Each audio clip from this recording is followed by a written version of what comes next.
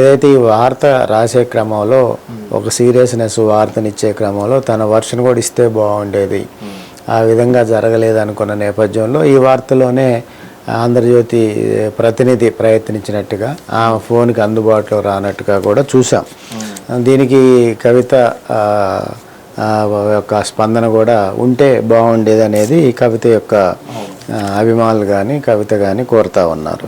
ఈ పరిస్థితుల్లో మనం చూసుకున్నట్టయితే మొత్తంగా కవిత తండ్రి నుంచి విడిపోయే ఆలోచన, అదేవిధంగా బీఆర్ఎస్ పార్టీ నుంచి కాకుండా తన స్వతంత్రంగా ముందుకెళ్ళటమా, కాంగ్రెస్లో కానీ ఇతర రాజకీయాల్లో కానీ సరైన గౌరవం లభించకపోతే, ఆహ్వానం అందకపోతే, కాంగ్రెస్ కాకుండా ఉన్న పార్టీ తెలంగాణలో పెద్ద పార్టీ జాతీయ పార్టీ బీజేపీ ఉంది.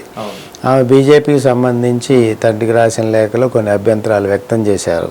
ఎందుకంటే గతంలో లిక్కర్కి సంబంధించిన కేసులో ఆమెను అరెస్ట్ చేసిన నేపథ్యంలో కానీ, తాను పడ్డ ఇబ్బందులను చూసుకున్న నేపథ్యం కానీ, వీటన్నిటిని చూసుకుంటే బీజేపీ మీద తండ్రి విమర్శలు చేయకపోవటం, తండ్రి మాట్లాడకపోవటాన్ని తప్పుపట్టింది కవిత.